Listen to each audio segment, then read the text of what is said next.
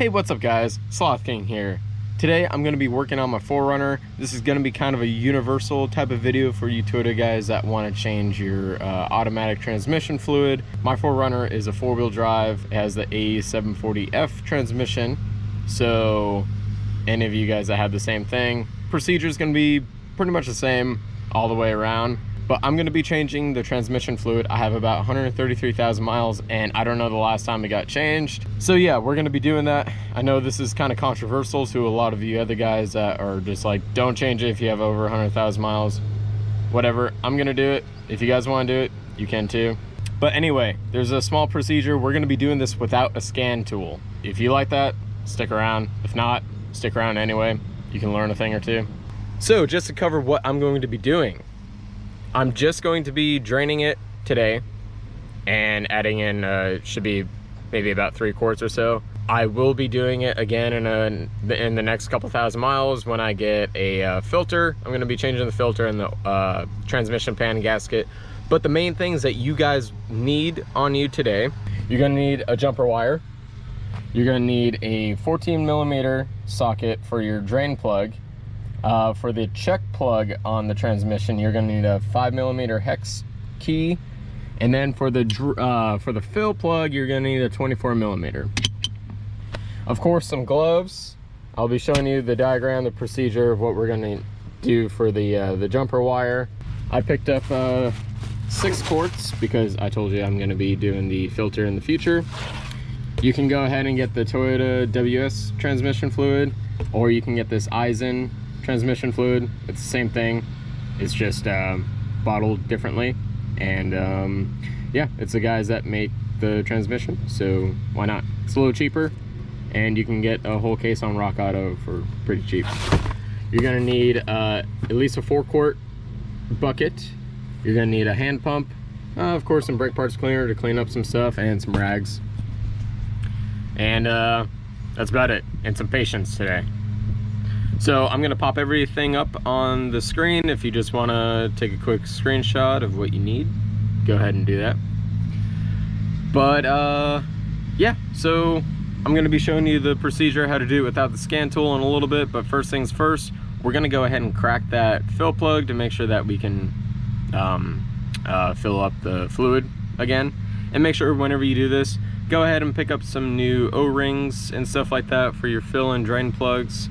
Because yeah, this stuff is old and you want to make sure it stays sealed. So let's go ahead and get started on this stuff. All right guys, we are underneath the truck, and for most of you, you do not need to raise it up. There's enough clearance for you to get under here. Just make sure you're on a flat level surface when you're doing it. So here's the transmission pan, and the fill plug is going to be located right up there. Let me see if I can just point it out. It's going to be right here. Again, it's going to be 24mm. We're going to crack it, make sure that it can come loose so we can fill it up.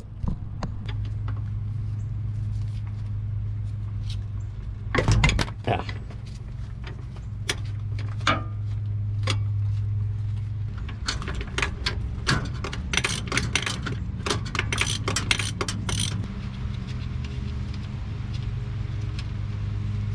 All right, it is loose.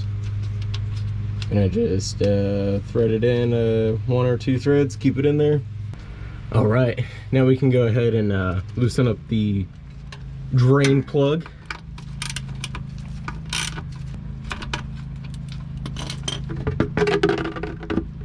Get the bucket ready.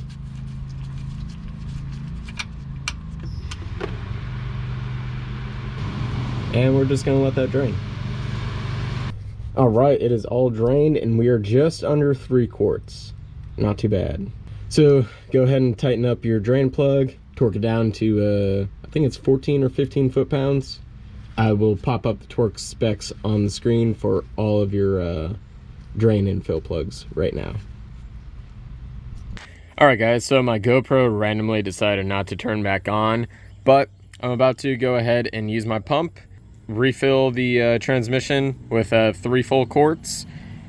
So I'm gonna do that. I don't have a stand for my phone, and then after I do that, we're gonna go ahead and go through the procedure on how to check the temperature. All right, and for the procedure, this is where our wire comes in handy. We're gonna find our OBD2 port. I will pop up a better diagram on the screen and show you which one we're actually going to wire in. But the transmission needs to be roughly around 95 and 110 degrees. So without a code reader, we're gonna take our wire, we're gonna look at our OBD2 port. So on the top part, our wire needs to go on the 4 slots from the left side in, and then on the bottom it's going to be 4 slots from the right side in. And those are the 2 points that we're going to put our wire on. And then we're going to start the car, keep it in park. We're going to go ahead and cycle through all the gears, so park, neutral, drive, whatever. Keep doing it several times and then put it back in park. So the second part, we're going to very quickly switch between neutral and drive a bunch of times. And then you're gonna either see the drive, like the D, stay on, or you're gonna see AT oil temp light. Once that's on, go ahead and throw it in park. So once it's in park, we're gonna wait for either the AT light to stay illuminated or the drive light, which is D, like you're in drive, even though you're in park. Once that is illuminated, that means your temperature, your transmission temperature is up to temp.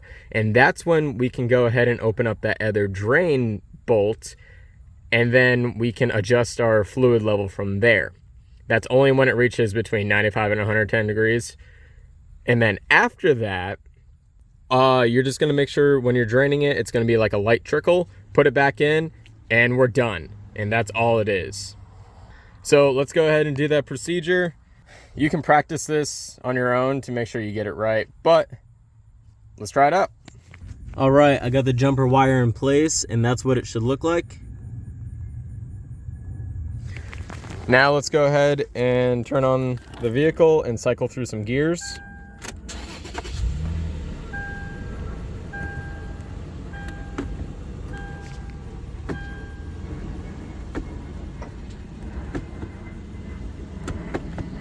We're going to do this several times to cycle the oil. One eternity later.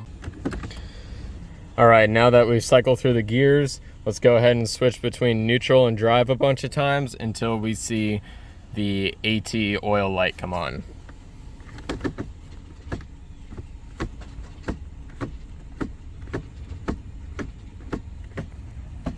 All right, just popped on, it's blinking. Throw it in park. Let's pull this jumper wire. And then if it stays illuminated, it's at temp. So now we can go ahead and pull that transmission oil drain plug and adjust the fluid level from there. All right, so I got my bucket in place. Let's go ahead and put our Allen key in here, and then let's set it at the correct temp.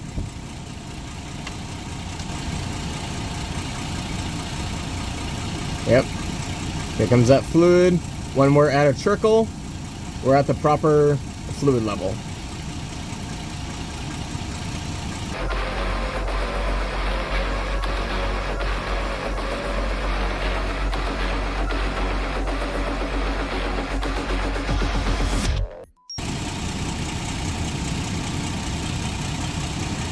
Which is right there.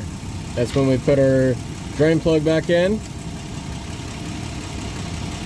Torque it down to 14 foot-pounds, and then turn off the car, and we're done. All right, guys, and we're done. That's all you need to do. As soon as you get it at a trickle, you are good to go. And as you can tell, the fluid was still pretty dark, so I'm gonna go ahead and order that that filter, and then do it again in about like 1,000 miles. So yeah, it's that easy, and that's how you do it without a scan tool. You can do this on a bunch of different vehicles, Toyota vehicles, Lexus, any ones that like pretty much like the LX470, your 4Runner. But yeah, if you guys like this video and you found it helpful, go ahead and leave a like, subscribe to see more videos like these. I'll catch you on the next ride.